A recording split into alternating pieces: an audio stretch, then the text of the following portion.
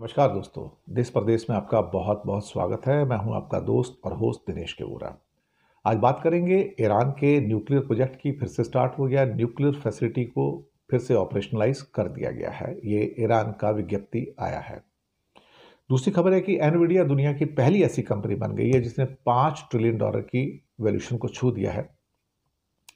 भारत तो $5 ट्रिलियन की इकॉनमी नहीं बन पाया, लेकिन एनवीडिया अमेरिका की कंपनी $5 ट्रिलियन की कंपनी बन गई साहब। और सऊदी ने 2034 के फीफा वर्ल्ड कप यानी कि फुटबॉल वर्ल्ड कप से पहले ही एक स्काई सेट स्टेडियम बनाने का दावा किया है। और ये उसमें करीब 40-45 हज़ार लोग बैठ सकेंगे। धरती से ऊपर होगा, ये पिलर के ऊपर इसको बनाया जा रहा है। भाई साहब, सऊदी अरेबिया क्या क्या नहीं कर रहा है। कभी कभी तो हैरानी होती है देख कर कि उनके जो प्रिंस MBS हैं, MB सलमान जो है, उनके क्या क्या ख्वाब है और वो क्या क्या करना चाहते हैं। लगता है एक नई दुनिया, नियोम प्रोजेक्ट जो उनका है, पैदा करना चाहते हैं। तो स्वागत है आप सबका। चलिए सबसे पहले बात करते हैं ईरान के न्यूक्लियर प्लांट की, जहां पर न्यूक्लियर फैसिलिटी को पिकेक्स माउंटेन है, नतांज के पास पिकेक्स माउंटेन है। नतांज है, फोर्डो है, इस्फहान है, ये तीन उनकी न्यूक्लियर साइट हैं। उसमें नतांज के अंदर ये फिर से स्टार्ट हो गया है और यहाँ पर न्यूक्लियर फैसिलिटी के साथ साथ न्यूक्लियर प्योरिफिकेशन या रिफाइनिंग भी स्टार्ट हो गया है।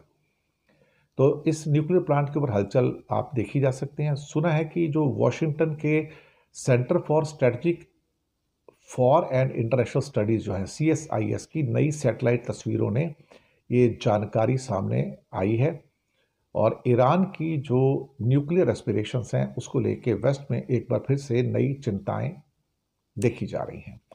CSIS की रिपोर्ट के मुताबिक ईरान के नतांज के साउथ में पिकेक्स माउंटेन की जगह पर अंडरग्राउंड कंस्ट्रक्शन अब तेज हो गया। ये प्रोजेक्ट 2020 से चल रहा है और यहाँ पर मजबूत दीवारें हैं और 3 दिशाओं के अंदर टनल्स जा रही हैं यहाँ पर। उनका कहना है कि यहाँ पर शायद एक नया सेंट्रीफ्यूज असेंबली प्लांट या एटॉमिक प्रोजेक्ट का एक्सटेंशन या फिर एक सीक्रेट यूरेनियम रिफाइनमेंट या एनरिचमेंट का सेंटर हो सकता है।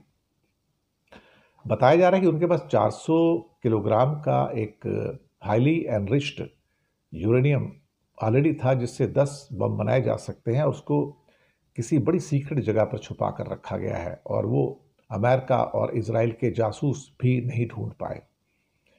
अब जितने हमले पहले किए गए थे, जो नतांज में, इस्फहान पे और फोर्डो पे किए गए थे, उसमें कुछ इंफ्रास्ट्रक्चर तबाह हो गई थी, लेकिन यूरेनियम के एनरिचमेंट की जो प्रोसेस है वो भी रुक गया था। लेकिन ultimately IAEA, international atomic energy agency, को जब ईरान ने बाहर निकाल दिया तो IAEA का चिड़चिड़ाना, इरिटेट होना स्वाभाविक था, क्योंकि वो अमेरिका का पेट है वो एक्चुअली। तो वो तो वही बात करेगा जो अमेरिका करता है। अब फिर से दोबारा बात की जा रही है कि ईरान पर दबाव बनाने की कोशिश की जा रही है कि वो IAEA के जो रूल्स हैं उसका पालन करे। चलिए साहब, अच्छी बात है। उनको पालन करेगा या नहीं करेगा तो भगवान ही जाने। लेकिन इसके बाद में एक अमेरिका से बहुत बड़ी खबर है कि एनवीडिया ने एक इतिहास रच दिया है। दुनिया की पहली वाहिद कंपनी थी जो $4 ट्रिलियन की कंपनी बनी, और अब सुनने में आया है कि वो $5 ट्रिलियन के मार्केट कैप वाली पहली कंपनी बन गई है। उसके CEO जेनसन हुआंग दुनिया के टॉप 10 जो अरबपतियों में शामिल हैं। कभी बर्तन धोया करते थे, जी हाँ बिल्कुल। एनवीडिया ने इतिहास रच दिया। $5 ट्रिलियन की मार्केट वाली दुनिया की पहली कंपनी बनी। AI सेक्टर में आई तेजी का फायदा उनको मिल रहा है, नए मुकाम पर पहुंची है। 5% की जोरदार बढ़ोतरी के साथ ट्रेड कर रहा है वो। और अर्श से, बल्कि कहा जाए फर्श से अर्श तक पहुंचने की जो कहानी है वो इन्हीं शख्स की है। तो हमारे जो ये साहब हैं एनवीडिया के, जो जेनसन हुआंग जो है, वो अब अरब नहीं खरबपति कहा जाए उनको अरबपति कहना ठीक नहीं होगा। इस कंपनी ने पहले $4 ट्रिलियन की मार्केट कैपिटल को पार करने के बाद सिर्फ 3 महीने के अंदर $4 ट्रिलियन से $5 ट्रिलियन की पहली कंपनी बनने की ये अचीवमेंट उनकी आई है। और एनवीडिया के शेयरों में 2022 के बाद ChatGPT के लॉन्च के बाद करीब 12 गुना बढ़ोतरी हुई और अभी बहुत सारे समझौते भी इनके हो रहे हैं। सुनने में आया है कि एनवीडिया ने अभी $1 बिलियन नोकिया के अंदर इन्वेस्ट किया। नोकिया के अंदर $1 बिलियन का इन्वेस्टमेंट आया उनका। तो इनके पास रिकॉर्ड चिप ऑर्डर हैं और सुपर कंप्यूटिंग प्लान हैं। और अभी उन्होंने इसी हफ्ते में एक $500 बिलियन के AI चिप प्लांट का एक उद्घाटन किया।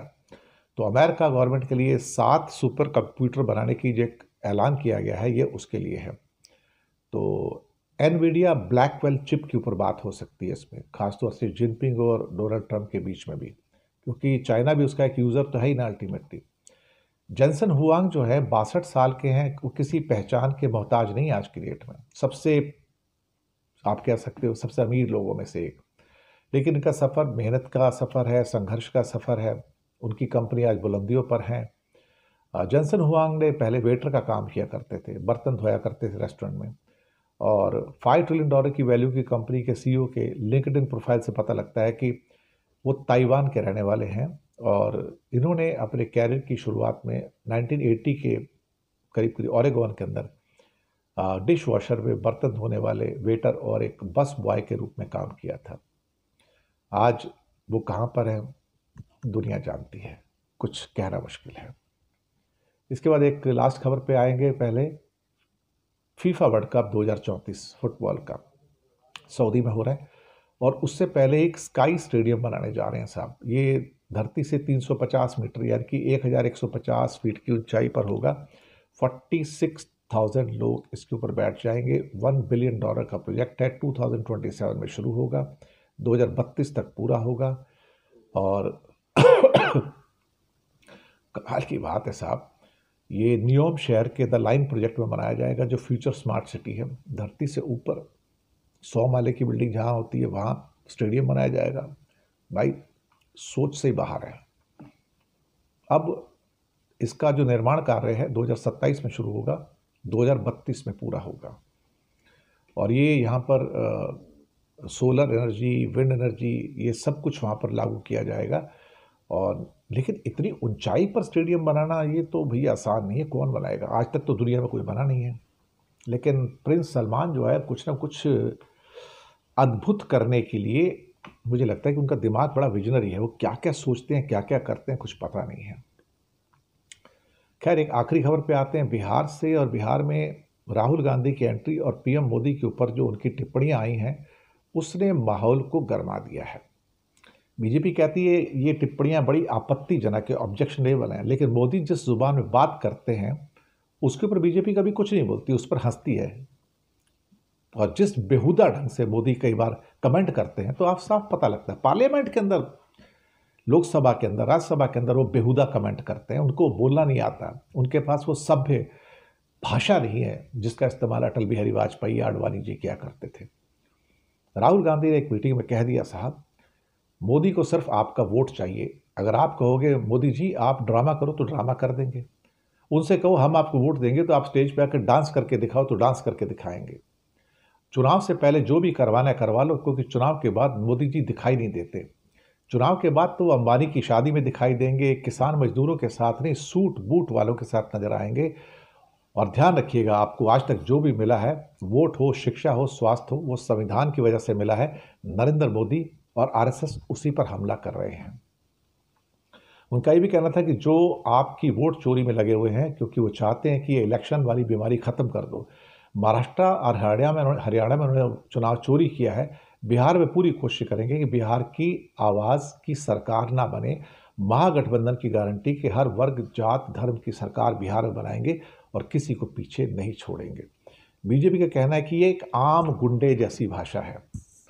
मोदी जी को अगर बीजेपी वाले खुद देख लें कि कौन सी भाषा बात करते हैं, किस बेइज्जती वाली और बेहुदगी वाली भाषा की बात करते हैं, तो दूसरों पे कमेंट करने से पहले मोदी अपने गिरहबान में झांक ले और बीजेपी अपने गिरहबान में झांक ले कि उनके प्रधानमंत्री खुद अपनी भाषा के अंदर किस बदतमीजी और बेहुदगी तक उतर आते हैं, सड़क छाप भाषा पर उतर आते हैं। उन्हें ध्यान नहीं रहता कि वो इस देश के प्रधानमंत्री हैं। शुक्रिया आपका बहुत बहुत। चैनल को सब्सक्राइब कीजिएगा। हो सके तो छोटी छोटी आर्थिक मदद भी कर सकते हैं। नीचे हमने आपके लिए UPI नंबर और बैंक अकाउंट नंबर दोनों दिए हैं। किसी एक को चुनकर छोटी सी मदद करेंगे तो अच्छी पत्रकारिता को बचाने में आप हमारे सहयोगी भी बनेंगे। धन्यवाद आप सबका।